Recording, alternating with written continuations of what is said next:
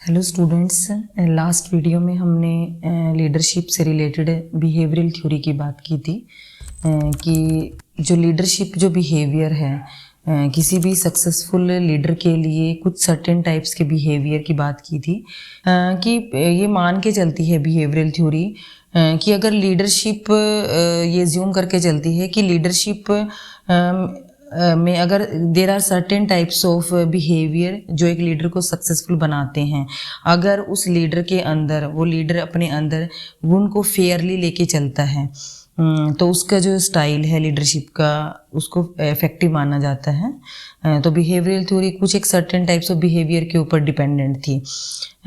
उसमें ये मान के चला था कि बिहेवियरल थ्योरी के अंदर ये हमें एक बताती थी बिहेवियरल थ्योरी कि एक लीडर जो है के पास कुछ सर्टेन टाइप बिहेवियर पैटर्न हैं तो वह एक इफ़ेक्टिव लीडर साबित होगा।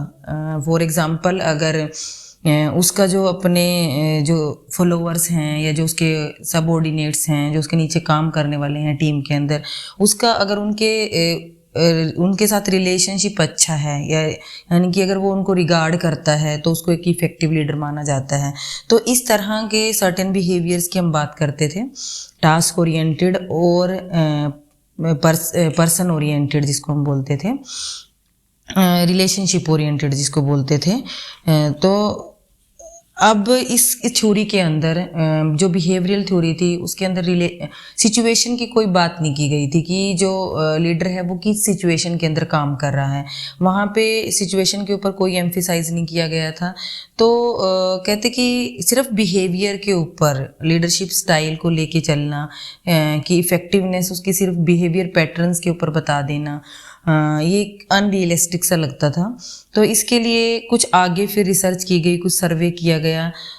तो उसके बाद उस सर्वे के बाद ये बात सामने आई कि सिर्फ जो है एक इफ़ेक्टिव लीडरशिप जो स्टाइल है वो सिर्फ कुछ सर्टेन बिहेवियर्स के ऊपर डिपेंडेंट नहीं है, वो सिचुएशंस भी हैं कुछ जिस इवेंट के लिए वो काम कर रहा है, जिस टास्क के लिए काम कर रहा है या जिस ऑर्गेनाइजेशन में वो काम कर रहा है, वो कुछ उसके अंदर जो सिचुएशन जो वो फेस करता है, वो जो कंडीशन फेस करता है, उसके ऊपर भी लीडरशिप जो स्टाइल है ये उसकी इफेक्टिव लीडरशिप डिपेंड करती है। और इन्हीं को जो सिचुएशन के ऊपर डिपेंड करती है, ना सिर्फ सर्टेन जो बिहेवियर है उसके ऊपर डिपेंड करती है, जबकि कुछ सिचुएशन जो है जिसमें वो काम कर रहा है उसके ऊपर भी डिपेंड करता है। एक अच्छा लीडरशिप स्टाइल जो है उसको हमने दूसरी थ्योरी का नाम दिया था contingency theory of leadership. Contingency का मतलब ही यही होता है अ पॉसिबल फ्यूचर सिचुएशन और event. Contingency means future possible situation और इवेंट कि जिस सिचुएशन के अंदर वो काम कर रहा है उसको इस कॉन्टीजेंसी थियरी इस चीज़ के ऊपर बिलीव करती थी कि ना सिर्फ सर्टेन बिहेवियर होनी चाहिए उसके अच्छे लीडरशिप के लिए, बल्कि वो सिचुएशन भी मायने रखती है जिसके अंदर वो काम कर रहा है। इसलिए अब जो है लीडरशिप को क्या माना गया कि लीडरशिप जो है वो रिजल्टेंट है।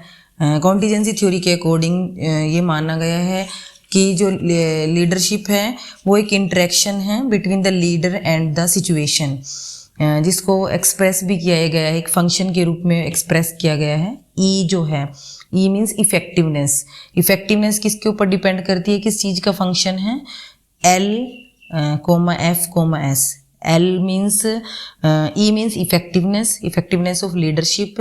एफ मीन्स फंक्शन, किस चीज़ का फंक्शन है, किसके ऊपर डिपेंड करता है। एल लीडर, एफ फॉलोअर्स और एस जो है सिचुएशनल वेरिएबल्स। यानी कि अच्छा लीडरशिप होने के लिए ये तीन चीज़ें फंक्शन करना जरूरी है, लीडरशिप का बिहेवियर, उसके फॉलोअर्स जिसके लिए वो काम कर रहा है, और एस जो है वो सिचुएशन इफेक्टिवनेस के लिए कॉन्टीजेंसी थियरी के अकॉर्डिंग। इसलिए कॉन्टीजेंसी थ्योरी के अकॉर्डिंग इफेक्टिव लीडर वो होता है जो सिचुएशन और नीड्स ऑफ द फॉलोअर्स को साथ साथ लेके चलता है। उसकी फॉलोअर्स की नीड्स क्या हैं और सिचुएशन क्या है उनको साथ लेके चलता है, ना सिर्फ कुछ सर्टेन बिहेवियर्स के ऊपर ही डिपेंड करती है उसकी इफेक्टिव लीडरशिप। उसकी इफेक्टिव लीडरशिप डिपेंड करती है कि वो सिचुएशन क्या है और उसके जो फॉलोअर्स हैं उनकी नीड क्या है और टास्क किस तरह का है, इसके ऊपर डिपेंड करता है। लीडर को उस आर्टिस्ट की तरह माना गया है जो अपनी पेंटिंग के अंदर, यानी कि जो अपने टास्क के अंदर इफ़ेक्टिवनेस लाने के लिए, अपने टास्क की परफॉर्मेंस के लिए, उसके अंदर इफ़ेक्टिवनेस लाने के लिए अपने लीडरशिप स्टाइल को चेंज कर लेता है, अकॉर्डिंग टू सिचुएशन चेंज कर लेता है। जैसे एक आर्टिस्ट चेंज कर लेता है अपना स्टाइल अपनी पेंटिंग के अंदर इफेक्टिवनेस लाने के लिए, उसी तरह लीडर भी अपने टास्क की परफॉर्मेंस को बेटर बनाने के लिए, अपने जो फॉलोअर्स हैं उनके साथ रिलेशनशिप अच्छे रखने के लिए अपने लीडरशिप स्टाइल को चेंज कर लेता है, ना सिर्फ सर्टेन बिहेवियर्स के ऊपर डिपेंडेंट है। तो कॉन्टीजेंसी थियरी के अंदर ये बात की गई थी। अब कॉन्टीजेंसी थियरी के अंदर चार चीज़ें ज्यूम करके चले थे। यहाँ पे चार जो कॉन्टीजेंसी थियरीज थी वो चार एजम्पशंस के ऊपर बेस्ड थी। वो एजम्पशंस क्या थी? फर्स्ट जो एजम्पशन थी that leadership can be described in terms of behaviour pattern और स्टाइल ऑफ द लीडर। इसमें फर्स्ट जो बात की गई थी कि जो लीडर का स्टाइल है, जो हमने बिहेवियरल थ्योरी में भी बात की है कि उसका जो लीडरशिप स्टाइल है बिहेवियर के ऊपर भी डिपेंड करता है, सर्टेन बिहेवियर। कॉन्टीजेंसी थियरी ने उनको भी, बिहेवियरल थ्योरी को भी साथ लेके चले हैं कि सर्टेन बिहेवियर के ऊपर भी डिपेंड करता है। ये एक अजम्पशन थी इसकी। दूसरी, उसमें कुछ ऐड ऑन किया है उन्होंने। बिहेवियरल थ्योरी को तो साथ लेके ही चले हैं पर कुछ नई चीज़ें ऐड ऑन की है, सिचुएशन को ऐड ऑन किया है। तो फर्स्ट जो एजम्पशन थी ये थी कि जो लीडरशिप स्टाइल है, एक अच्छा इफेक्टिव लीडरशिप से कुछ सर्टेन बिहेवियर्स के ऊपर डिपेंड करता है। दूसरी एजम्पशन थी that a key issue is the extent to which leader behaviour is task oriented and person oriented. और इस चीज़ के ऊपर डिपेंड करता है कि जो उसका लीडरशिप जो स्टाइल है, जैसे हमने पिछली थ्योरी में बात की थी बिहेवियरल थ्योरी में, टास्क ओरिएंटेड और पर्सन ओरिएंटेड, दो तरह के जो बिहेवियर होते हैं। और फिर हमने बात की थी कि कई बार उसका टास्क ओरिएंटेड बिहेवियर ज़्यादा होता है और पर्सन ओरिएंटेड कम होता है। कई बार पर्सन ओरिएंटेड ज़्यादा होता है और टास्क ओरिएंटेड कम होता है। कई बार दोनों का इक्वल कंट्रीब्यूशन होता है। तो यहाँ पे सेकंड जो अजम्पशन थी वो थी कि टास्क ओरिएंटेड किस एक्सटेंट तक है और पर्सन ओरिएंटेड किस एक्सटेंट की बात की थी यहाँ पे, ये एज्यूम करके चले थे। तीसरा जो है that there is no universal best way to exercise leadership under all the conditions. कहते हैं कि कोई ऐसी यूनिवर्सल वे नहीं है कि जिसको आपको सिखा दिया जाए, कि लीडर को सिखा दिया जाए कि आपने इस तरह से ही काम करना है तो आप इफेक्टिव लीडर बनोगे। तो ये एज्यूम करके चला गया था इस थ्योरी के अंदर कि वो कंडीशंस के ऊपर डिपेंड करता है, वो सिचुएशन के ऊपर डिपेंड करता है, वो टास्क के ऊपर डिपेंड करता है, वो ऑर्गेनाइजेशन के ऊपर डिपेंड करता है कि आप कहाँ पे काम कर रहे हैं, किस सिचुएशन के अंदर काम करते हैं। तो यूनिवर्सल वे नहीं है, कोई एक फिक्स वे नहीं है इफेक्टिव लीडरशिप होने का। लीडरशिप स्टाइल जो है सिचुएशन के अकॉर्डिंग जो है चेंज होता है। नेक्स्ट जो एजम्पशन क्या थी that in choosing a style of leadership the appropriate criteria is effectiveness और आउटकम। तो कहते कि जो जब भी एक कोई इफेक्टिव लीडरशिप स्टाइल चुनना है तो बेस्ट क्राइटेरिया क्या है, ये ज्यूम करके चला गया था कि परफॉर्मेंस एक क्राइटेरिया है, कि आउटकम ज़्यादा से ज़्यादा होने चाहिए, आपका जो टास्क है उसके आउटकम ज़्यादा होने चाहिए। तो उसके ऊपर डिपेंड करता है आपका इफेक्टिव लीडरशिप स्टाइल, ना कि किसी सर्टेन बिहेवियर पे, ना कि किसी सिचुएशन पे, ना कि किसी बिहेवियर के एक्सटेंट पे। किस चीज़ के ऊपर डिपेंड करता है? आप उसके अकॉर्डिंग कि आपके जो टास्क है उसकी परफॉर्मेंस बेटर हो, उस आउटपुट ज़्यादा हो, उसके अकॉर्डिंग अपना लीडरशिप स्टाइल चेंज कर लेते हैं, तभी उसको इफेक्टिव लीडरशिप माना जाता है। तो ये चार एजम्पशन लेके चले थे कॉन्टीजेंसी थ्योरी के अंदर। तो जो कॉन्टीजेंसी थ्योरीज थी, सिचुएशनल थ्योरीज भी जिनको बोलते हैं, वो चार थियोरीज की बात की गई थी इसमें। There are 4 theories of contingency जो कि बहुत पॉपुलर हैं और उनका बहुत पावरफुल इम्पैक्ट है and have powerful impact as the managers in all the field. हर एक फील्ड के अंदर, ना सिर्फ एजुकेशन के अंदर, हर एक फील्ड के अंदर ये चार कॉन्टीजेंसी थ्योरी हैं जिनको हम 1 बाय 1 एक्सप्लेन करेंगे। फर्स्ट जो थ्योरी थी कॉन्टीजेंसी की वो फेडलर्स की थ्योरी थी, फेडलर्स कॉन्टीजेंसी थ्योरी ऑफ लीडरशिप। अब फेडलर ने अपनी कॉन्टीजेंसी थ्योरी में क्या बात की है? फ्रेड फेडलर थे जिन्होंने इस थ्योरी को डेवलप किया था 1967 में। उन्होंने कहा कि ना सिर्फ सिचुएशनल कैरेक्टरिस्टिक्स, जो हमने कॉन्टिजेंसी में बात की कि सिचुएशन के ऊपर डिपेंड करता है इफेक्टिव लीडरशिप स्टाइल, तो फेडलर ने बोला कि ना सिर्फ सिचुएशनल कैरेक्टरिस्टिक्स और ना ही जो है बिहेवियरल कैरेक्टरिस्टिक्स, जो कि लीडर के बिहेवियर के अंदर होनी चाहिए, जो हम बिहेवियरल थ्योरी में मान के चले थे कि सिर्फ दोनों अलग अलग काम नहीं करती है इफेक्टिव लीडरशिप स्टाइल के लिए, दोनों का कॉम्बिनेशन जरूरी है। सिचुएशन को भी ध्यान में रखना जरूरी है और लीडरशिप के लिए कुछ सर्टेन बिहेवियर होना भी जरूरी है। फ्रेड ने ये मान के चले, फेडलर ने ये बात की कि दोनों चीज़ें रिस्पॉन्सिबल होती हैं। और ग्रुप की अगर प्रोडक्टिविटी को बढ़ाना है, ग्रुप की प्रोडक्टिविटी के लिए उनके अकॉर्डिंग दोनों का कॉम्बिनेशन जरूरी है। सिचुएशन को भी ध्यान में रखना है और जो बिहेवियर हैं, जो इफेक्टिव लीडरशिप स्टाइल के जो बिहेवियर थ्योरी में बात की गई थी, उन बिहेवियर का, उन सर्टेन टाइप्स ऑफ बिहेवियर का होना भी जरूरी है। उनके अकॉर्डिंग, फ्रेड के अकॉर्डिंग, फेडलर के अकॉर्डिंग, फेडलर के अकॉर्डिंग जो इफेक्टिव लीडरशिप है उसको किस टर्म में मेज़र किया जाता है, उसको ग्रुप की आउटकम्स के में टर्म में मेज़र किया जाता है। ग्रुप की जो परफॉर्मेंस है वो कितनी ज़्यादा है, इफेक्टिव लीडरशिप स्टाइल को उसके टर्म्स में मेज़र किया जाता है। और उसके लिए दोनों का कॉम्बिनेशन, सिचुएशन का भी और सर्टेन बिहेवियर होना ज़रूरी है एक इफेक्टिव लीडरशिप स्टाइल के लिए, तभी जो है ग्रुप की परफॉर्मेंस ज़्यादा होगी, बढ़ेगी।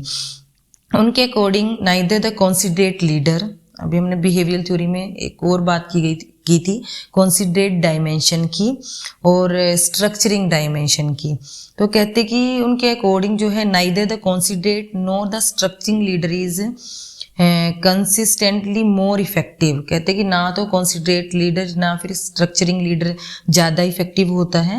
ऑन द अदर हैंड, दूसरी तरफ कहते कि कुछ क्रिटिकल फैक्टर्स हैं, कि कुछ क्रिटिकल फैक्टर्स हैं जो लीडरशिप अपने काम के दौरान जो है वो लेके आता है, अपने काम के दौरान यूज़ करता है।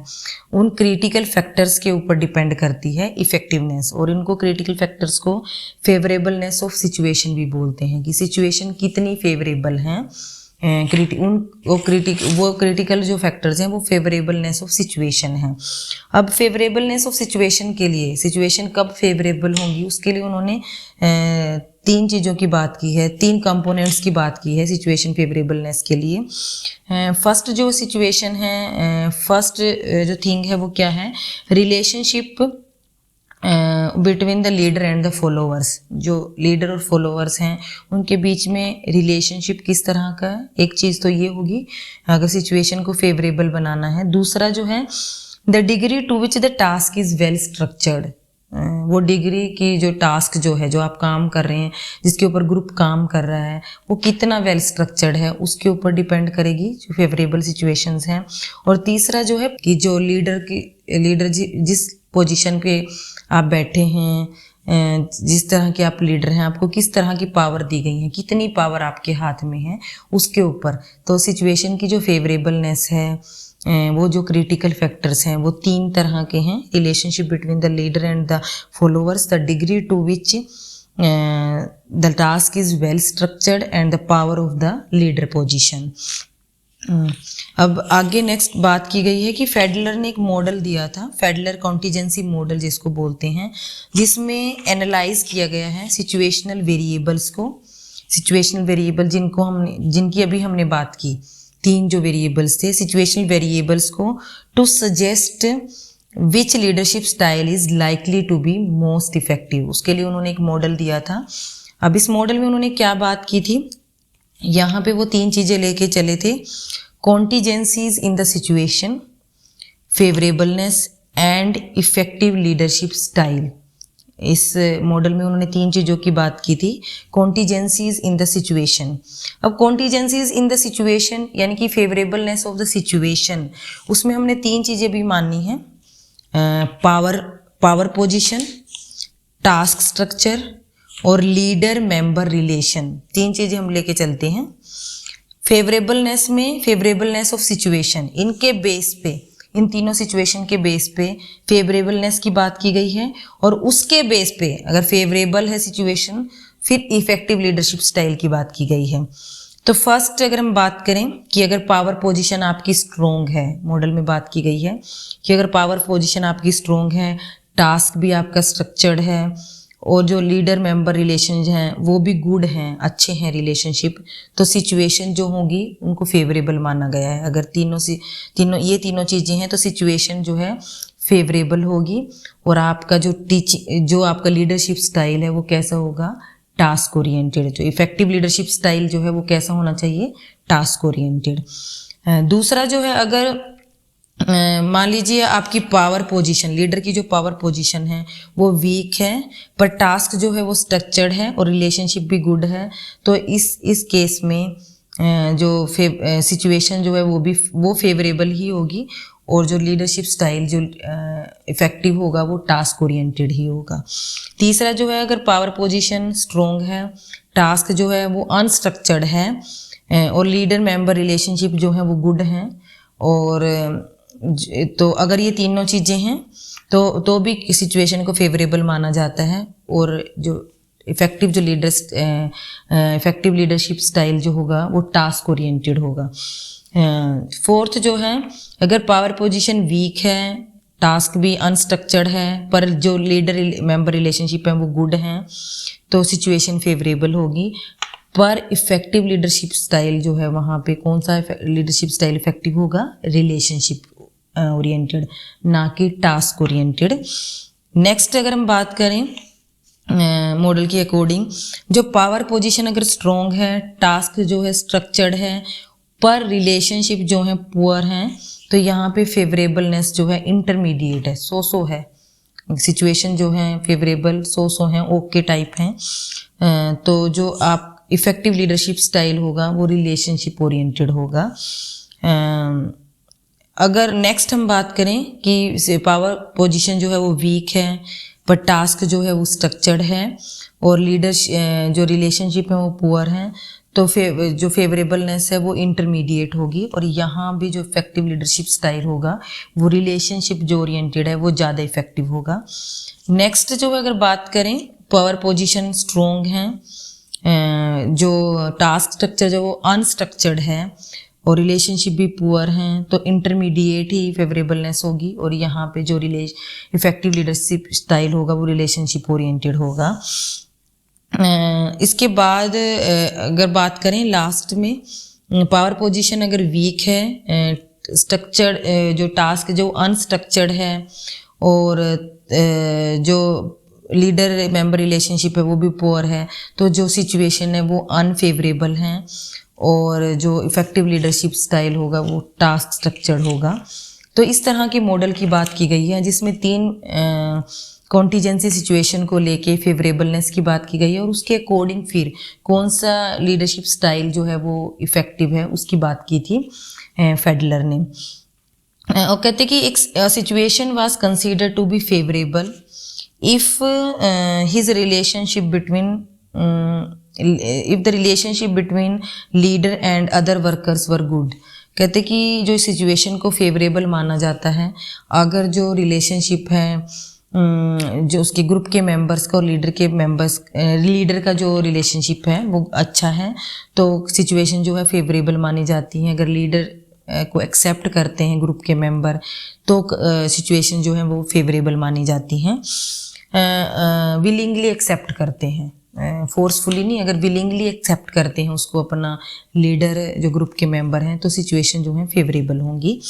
अगर दूसरी जो कंडीशन है कि अगर टास्क भी वेल स्ट्रक्चर्ड है और गोल जो मेथड जो प्रोसीजर है वो क्लियर है सारे ग्रुप मेंबर्स को, तो भी जो है सिचुएशन जो है फेवरेबल मानी जाती हैं फेडलर के अकॉर्डिंग। तो सिचुएशन की जो बात की थी कि सिचुएशन कब फेवरेबल होंगी, यहाँ पे कॉन्टीजेंसी थ्योरी के अंदर सिचुएशन के ऊपर एम्फिसाइज किया गया था कि सिचुएशन कब फेवरेबल होगी अगर जो है रिलेशनशिप जो लीडर का और ग्रुप मेंबर्स का रिलेशनशिप अच्छा है, वो विलिंगली उसको अपना लीडर मानते हैं, फोर्सफुली नहीं, अगर विलिंगली उसको अपना लीडर मानते हैं और जो टास्क जो है वेल स्ट्रक्चर्ड है, प्रॉपरली मेथड और प्रोसीजर जो है काम करने का वो सब ग्रुप मेंबर्स को क्लियर है, तो जो सिचुएशन है वो फेवरेबल होती हैं एक अच्छे लीडरशिप के लिए। तो यहाँ पे इसकी 3 कैरेक्टरिस्टिक्स थी, 3 मेजर कैरेक्टरिस्टिक्स थी इस थ्योरी की, फेडलर की थ्योरी की।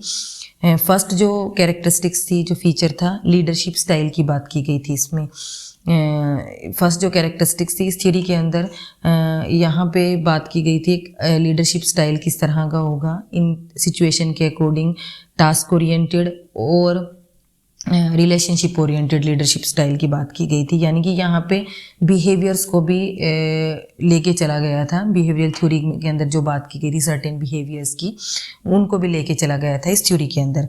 दूसरा जो है मैक्सिमाइजिंग ग्रुप परफॉर्मेंस, दूसरी जो कैरेक्टरिस्टिक्स थी कि यहाँ पे इस थ्योरी के अंदर जो बात की गई थी कि ग्रुप की परफॉर्मेंस ना कुछ सर्टेन बिहेवियर के ऊपर डिपेंड होगा, ना सिचुएशन के ऊपर, ग्रुप परफॉर्मेंस को मैक्सिमाइज करने के ऊपर डिपेंड करता है आपका लीडरशिप स्टाइल।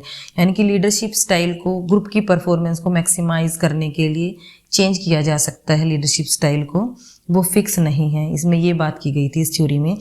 तीसरा जो है यहाँ पे ग्रुप टास्क सिचुएशन की बात की गई थी, जो फेडलर ने अपने मॉडल में बात भी की है कि ग्रुप टास्क सिचुएशन किस तरह की है।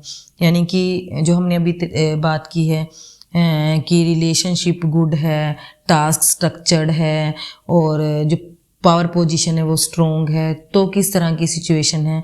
उन 3 फैक्टर्स को लेके चला गया था। ये इसकी कैरेक्टरिस्टिक्स थी कि वो 3 जो हैं क्रिटिकल फैक्टर्स जो हैं, पावर पोजीशन और टास्क स्ट्रक्चर्ड और लीडर मेंबर रिलेशनशिप, उन 3 फैक्टर्स को लेके चला गया था और उसके बेस पे ही फेवरेबलनेस की बात की गई थी और उसी के बेस पे फिर इफेक्टिव लीडरशिप स्टाइल की बात की गई थी। तो ये तीसरी कैरेक्टरिस्टिक थी ग्रुप टास्क सिचुएशन की, ग्रुप टास्क सिचुएशन किस तरह की है। तो इस थ्योरी के अंदर कॉन्टिजेंसी थ्योरी, जो हमने फर्स्ट थ्योरी की बात की, फेडलर की जो थ्योरी थी, इसमें 3 मेन कैरेक्टरिस्टिक्स थी इसकी, leadership style, maximising the group performance और ग्रुप टास्क सिचुएशन। तो नेक्स्ट वीडियो में हम बात करेंगे दूसरी थ्योरी की। 4 थ्योरीज हैं हमारी कंटीजेंसी थ्योरी, जो कि सिचुएशन के ऊपर बेस्ड है, ना सिर्फ बिहेवियर के ऊपर बेस्ड है। नेक्स्ट वीडियो में बात करेंगे। आज के लिए इतना ही। होप कि आपको वीडियो पसंद आया होगा। अगर आपको पसंद आया है तो इसको लाइक कीजिए, चैनल को सब्सक्राइब कीजिए और अपने कमेंट करना ना भूलिए। Thanks for watching this video.